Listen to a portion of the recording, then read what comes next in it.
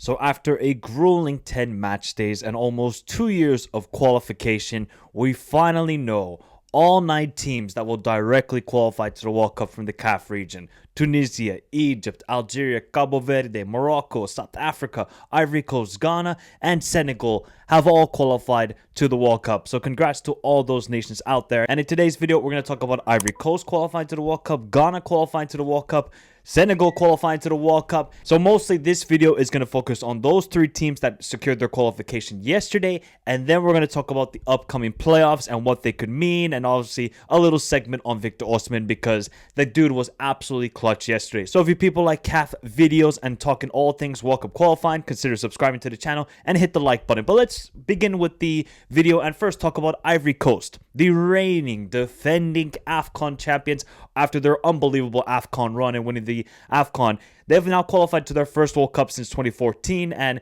Emerson Faye, I mean, what a job he's done. I mean, coming into the round of 16 of the AFCON, winning the AFCON, then qualifying his nation, and yes, you could probably say that Ivory Coast weren't always the flashiest of teams compared to the quality that's within the team, but Emerson Faye, defensively, this team are a brick wall right now. 0 goals conceded. 0 goals, people, in 10 games.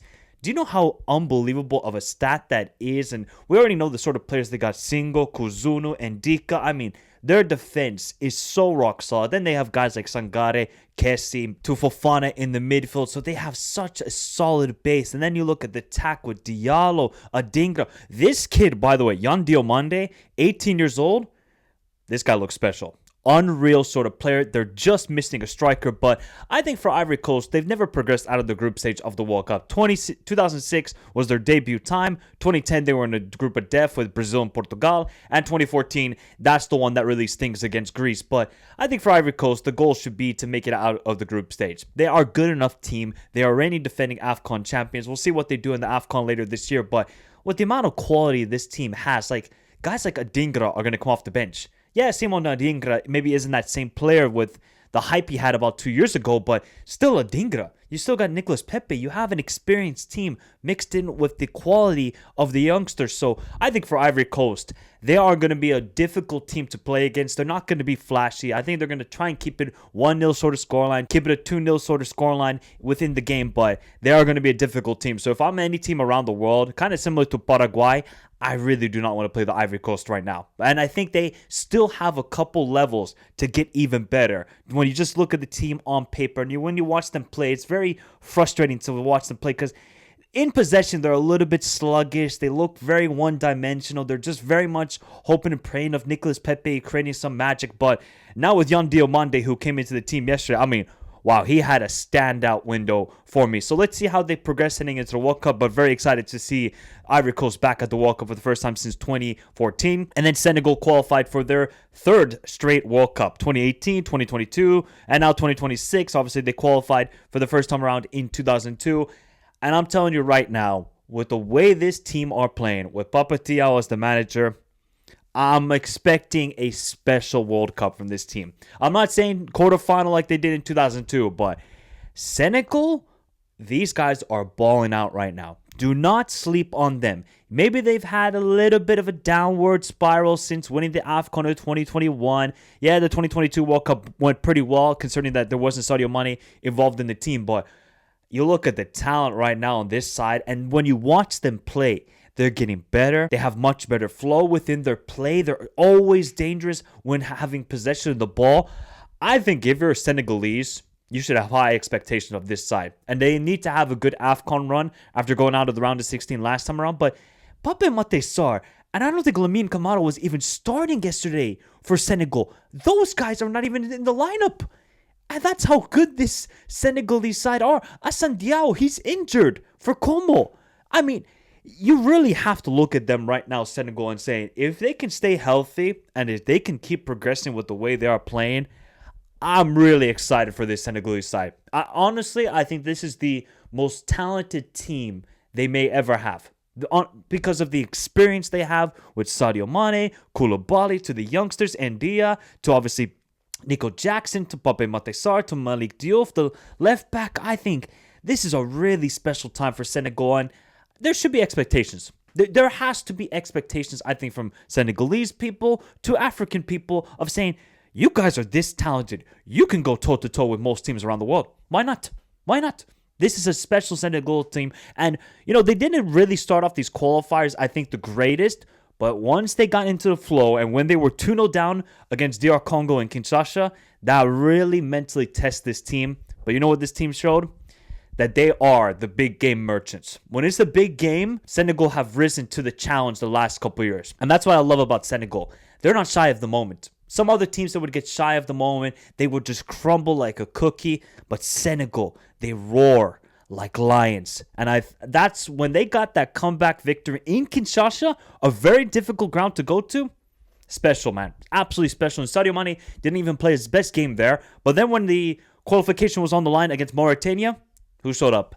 The legend himself, Sadio Mane, with an absolutely ridiculous free kick. You have to look at this free kick, people. What a special player he is.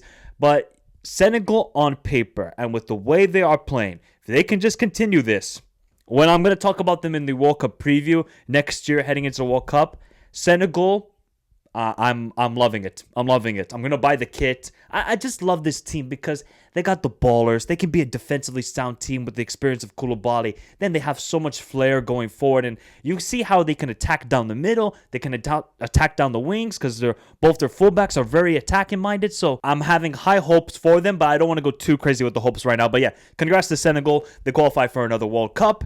And Ghana, after missing the AFCON, similar to Cabo Verde, they bounced back.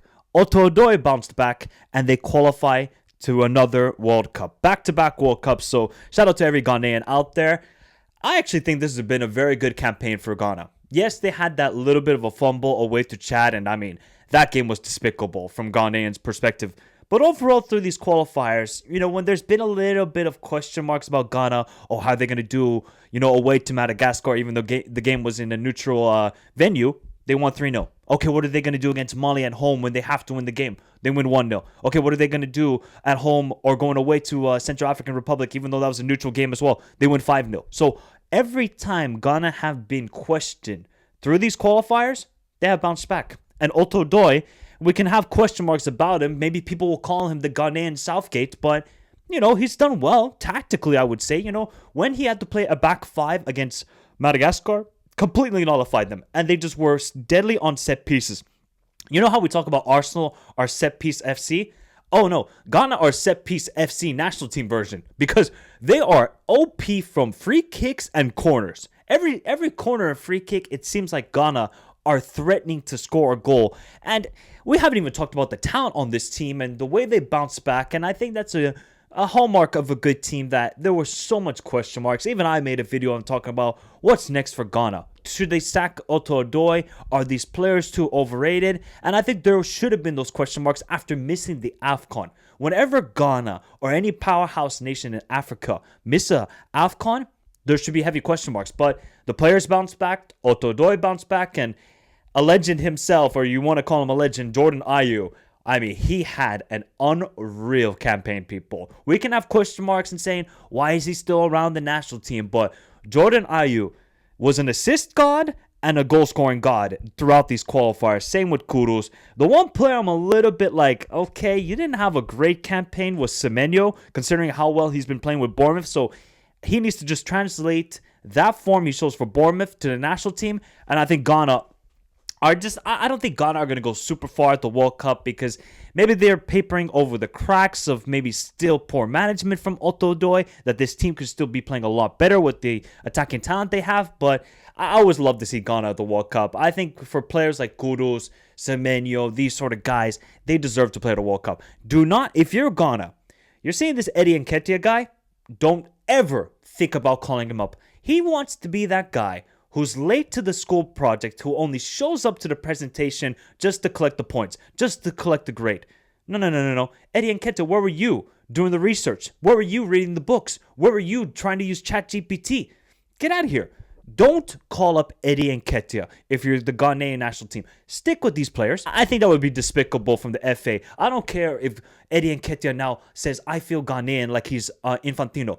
Don't do it. Don't do it. Players like Kudus, Jordan Ayew deserve to play at another World Cup. And yeah, I think on talent level basis, Ghana are going to be a very good side and a very enjoyable team. And we're just going to really have to see what they do at the World Cup. But another thing they really did smart was bringing Benjamin Asare into the national team, because Atizigi was a disaster, as we all know. But as soon as Azari was involved into the national team, it just seems like there was a little bit more calmness defensively with this side. And as long as they have a rock-solid defense and, they have some quality midfielders, that attack will carry them. That attack will score the goals. So congrats to every Ghanaian out there. I wonder what you guys are feeling about what should be the expectations of the side. Should it be a round of 32, round of 16? Let me know your thoughts in the comments down below. Obviously, I'm going to talk about it more in depth as we head into the World Cup. And I'm going to drop a video in the next couple of weeks discussing about every team that qualified from CAF and how far I think they will go to the World Cup as of right now. So congrats to Ghana.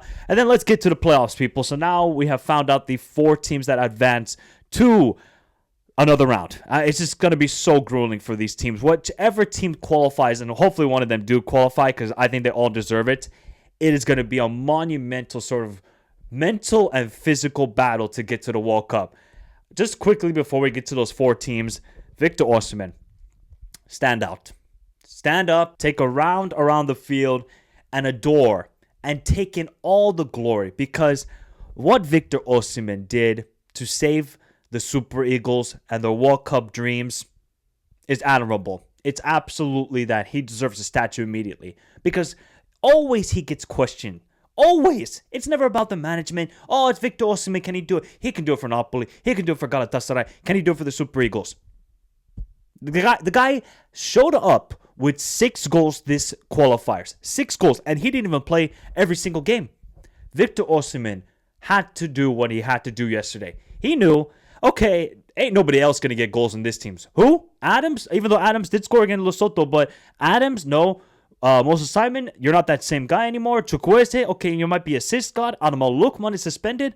So it looks like I'm going to have to get all the goals here for the Nigerian national team. And Victor Osimhen, I will always adore him, because he has that tenacity about him. He's got that goal-scoring instinct that you need to be a top level striker. You might not have the technical ability, you might not have the physical ability, but as long as you have that sort of tenacity to get the goal, you will get the goals. And Victor Osimhen has that about him, and that's why I adore him as a player. And he came up so clutch yesterday for Nigeria. I mean, incredible comeback to win the game 4-0, where they've been so poor throughout these qualifiers. And I still don't think Nigeria played the best game yesterday, but that just shows you that there's still talent on this team and they can get better. And they're going to have to play at that same level over and over again for 3 more games. But the Super Eagles, they live.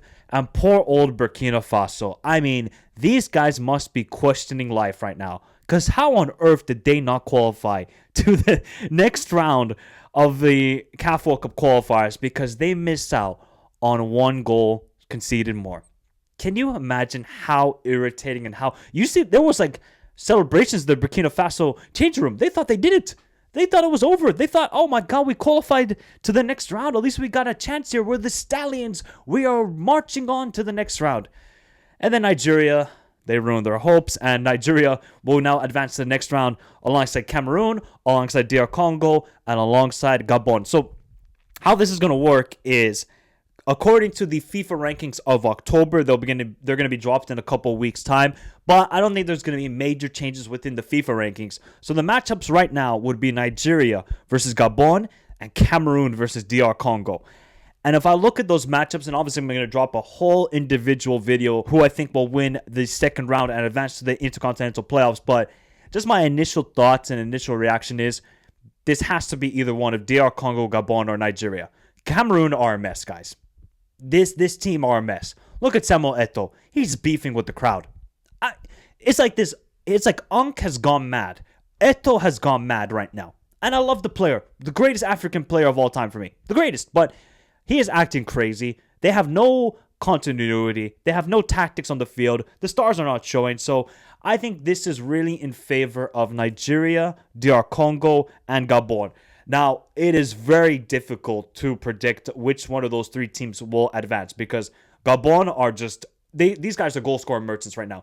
Bouanga, Lamina, and Aubameyang scoring 4 goals against Gambia was ridiculous. But then you look at DR Congo, and they're just such a solid team. They're not going to give up a lot of chances. They're not going to give up a lot of goals. They're really going to need, if Wisa's back, if he's healthy, which is going to be critical, or Bakambu, but they're going to need those players. And then Nigeria, they are a defensively solid team, and they got the best striker in Africa. So yeah, that second round is going to be brutal, grueling, and guess what? You're going to have to wait. Whoever wins that second round has to travel all the way to Mexico in March of next year and still win one more game to qualify for the World Cup. It's grueling, but hey, you should have won your group, and then all of this would have been forgotten. So yeah, it's been a crazy 10 match days of CAF World Cup qualifiers. For me, I think this sort of format fits CAF much better, even though there was the whole saga of Eritrea and how that was handled. But overall, I think this is so much better to when it was before with the playoffs and only 5 teams qualifying to the World Cup. I think that was so unfair to the CAF region. Now that there's 10 teams possibly going to the World Cup, it's much better. You have the 9 groups. Everything flowed better, except for the Eritrea situation. Other than that, I think people enjoyed it. There was still drama, and it just shows you CAF World Cup qualifiers are the most grueling, are the most difficult to predict, and that's why I love covering it, people. And I hope you guys enjoyed the content. And obviously, we're going to keep on going. We're going to talk about the 9 teams that qualified to the World Cup from the CAF region in an upcoming video in the next couple weeks. We're going to preview the second round. And of course, we're going to cover the AFCON here on the channel. But let me know your thoughts in the comments down below, people. Who was the most surprising team for you in this round of World Cup qualifiers? And who was the most disappointing team? I can't lie. Seychelles having a minus 51 goal difference is despicable. Remember to hit the like button, subscribe to the channel if you're around here, and follow me on all the socials. Instagram, Twitter, join the Discord. All those links, description down below. But have a beautiful day. Stay safe in this crazy world. Till next time. Adios.